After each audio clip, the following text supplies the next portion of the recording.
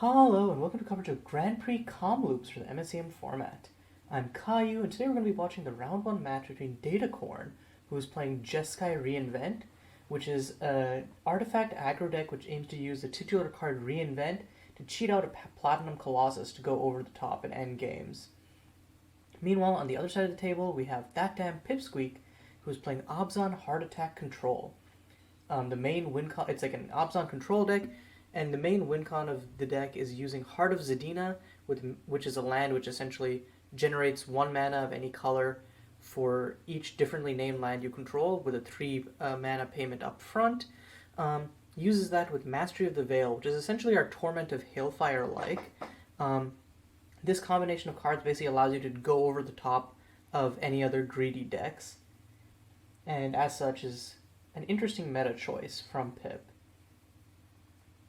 So I think Pip's deck definitely has the advantage here versus Datacorn's, because yeah, like Pip's already gone turn 1 Duress to grab Datacorn's Devised Companions, now has a Descent to kill the Union Rail Strikebreaker. This is kind of a nice top deck from Datacorn, gets another one.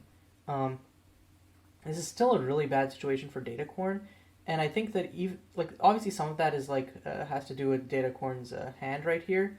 But I think it's just like Datacorn's deck is filled with a bunch of X1s and then Reinvent. And Pip has removal for Platinum Colossus even if Datacorn does Reinvent, and has a bunch of main board ways to kind of keep away tokens very easily and then get to the end game. So Pip is going to run out an Intrepid, which starting next turn will be a very effective blocker versus these 1/1s. Next turn also has a potential to drop Sevid and still have an Exent up, or hold up Pithwold plus Whisperwood Exploration. Well, there's a titular card, Reinvent from Datacorn. Only has 2 artifacts though, so this is still a whopping 6 mana sorcery. Datacorn though is only 1 land off from reinventing, so 2 turns from now might be able to reinvent and at least have an 11/11, which if Datacorn keeps up the URS and the construct, can't be answered by anything in Pip's hand, because Exent will just eat a construct instead. Okay, Pip is going to play a Sevid, -1 her, gets lucky off the top, is going to pay 2 and immediately crack the fetch. Now has both Pithwold and Whisperwood's Exploration still up.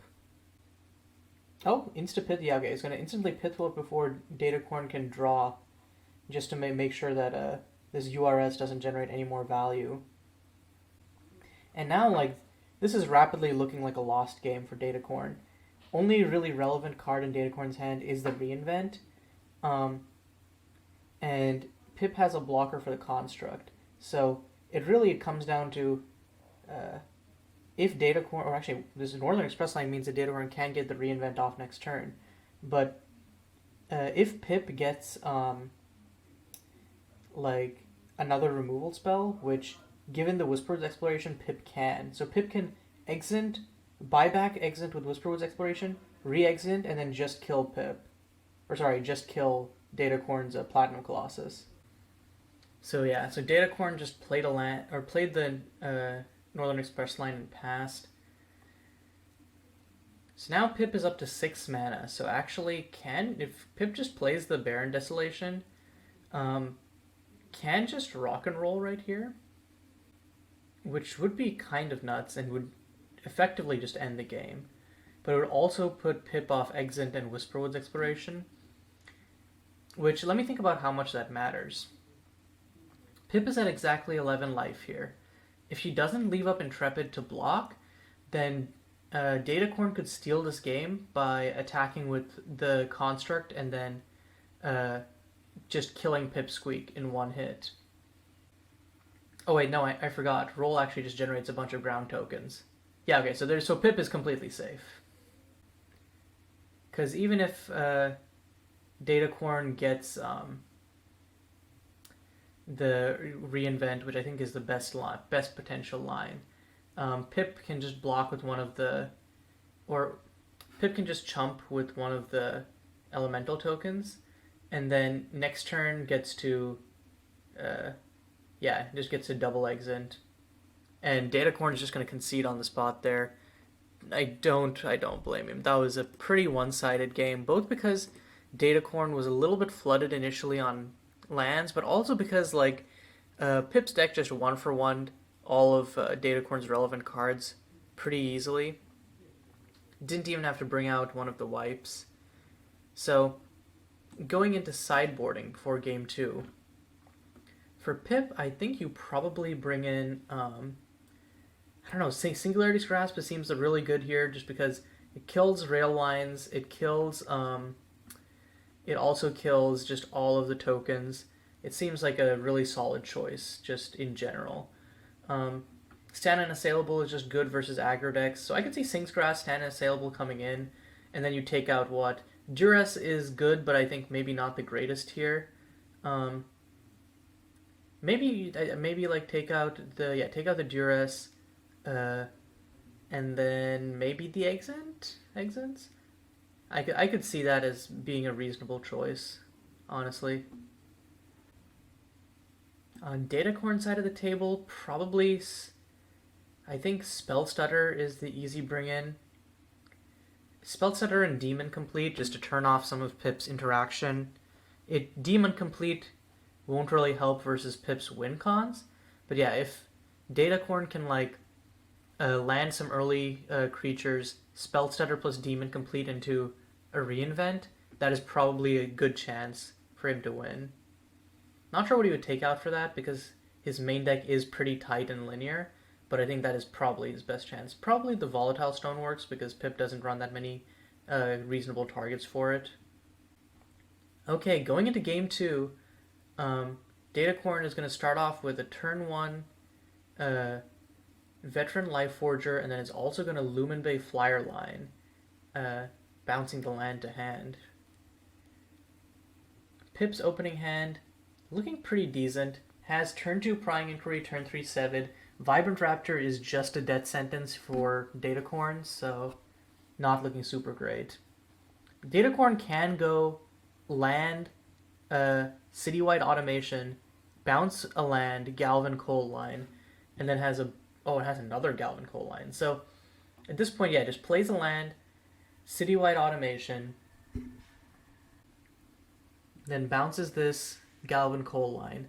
At that point has a grand total of 5 artifacts on board, which makes Reinvent cost 3 mana, which means that if Datacorn top decks a Reinvent, will actually not be able to play it next turn because it doesn't have double blue.